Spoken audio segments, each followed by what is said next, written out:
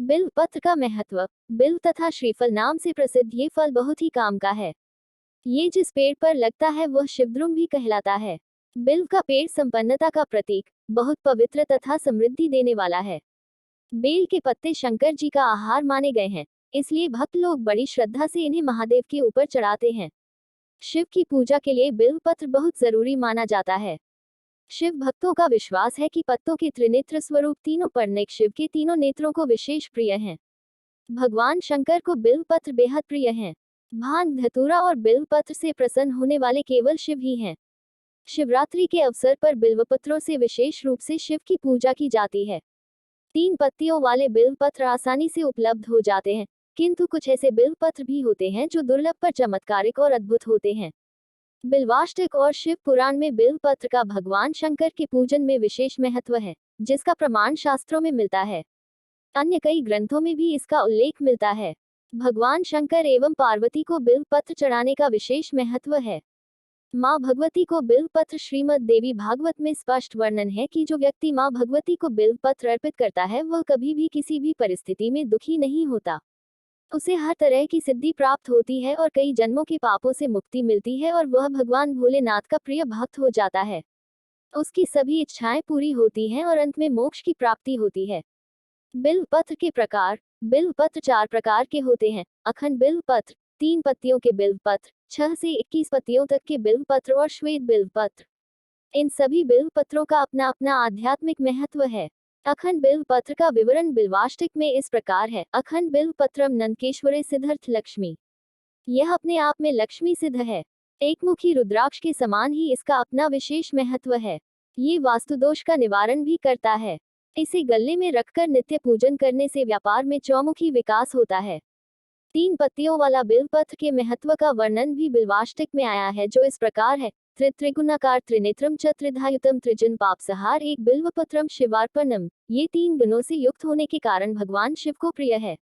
इसके साथ यदि एक फूल धतूरे का चढ़ा दिया जाए तो फलों में बहुत वृद्धि होती है।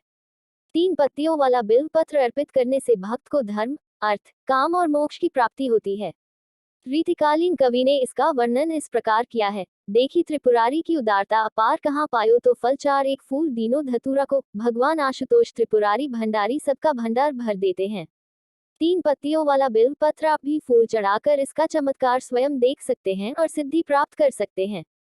3 पत्तियों वाले बिल्व पत्र में अखंड बिल्व पत्र भी प्राप्त हो जाते हैं। कभी कभी एक ही वृक्ष पर 4, 5, 6 पत्तियों वाले बिल्व पत्र भी पाए जाते हैं, परंतु ये बहुत दुर्लभ हैं।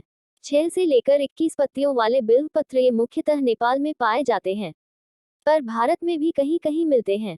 जिस तरह रुद्राक्ष कई मुखों वाले होते हैं, उसी तरह बिल्व पत्र भी कई पत्तियों वाले होते हैं। श्वेत बिल्व पत्र जिस तरह सफेद सांप, सफेद टांग, सफेद आंख, सफेद दूर्वा आदि होते हैं, उसी तरह सफेद बिल्व पत्र भी होता है। ये प्रकृति की अनमोल देन है। इस बिल्व पत्र के पूरे पेड़ पर श्वेत पत्ते पाए जाते हैं। इसमें हरी पत्तियां नहीं होती। इन्हें भगवान शंकर को अर्पित करने का विशेष महत्व है। कैसे आया बेल वृक्ष? बेल वृक्ष की उत्पत्ति के संबंध में स्कंद पुराण में कहा गया है कि एक बार देवी पार्वती ने अपनी ललाट से पसीना पोंछकर फेंका, जिसकी कुछ बूंदें मंदार पर्वत पर गिरी, जिससे बेल वृक्ष उत्पन्न हुआ। इस वृक्ष की जड़ों में गिरिजा, तना में महेश्वरी, शाखाओं में दक्षयायनी, पत्तियों में पार्वती, फूलों में गौरी और फलों में कात्यायनी वास करती हैं। कांटों में भी हैं शक्तियां। कहा जाता है कि बेल वृक्ष के कांटों में भी कई शक्तियां समाहित हैं। यह माना जाता है कि देवी महालक्ष्मी का भी बेल वृक्ष में वास है। जो व्यक्ति शिव पार्वती की पूजा बेलपत्र अर्पित करते हैं, उन्हें महादेव और देवी पार्वती दोनों का आशीर्वाद मिलता है। शिव पुराण में इसकी महिमा विस्तृत रूप में बताई गई है। ये भी है श्रीफल। नारियल से पहले बिल्व के फल को श्रीफल माना जाता था, क्योंकि बिल्व वृक्ष लक्ष्मी जी का प्रिय वृक्ष माना जाता था। प्राचीन समय में बिल्व फल को लक्ष्मी और संपत्ति का प्रतीक मानकर लक्ष्मी जी को प्रसन्न करने के लिए बिल्व के फल की आहुति दी जाती थी, जिसका स्थान अब नारियल ने ले लिया है। प्राचीन समय से ही बिल्व वृक्ष और फल पूजनीय रहा है, पहले लक्ष्मी जी के साथ और धीरे धीरे शिव जी के साथ। वनस्पति में बेल का अत्यधिक महत्व है।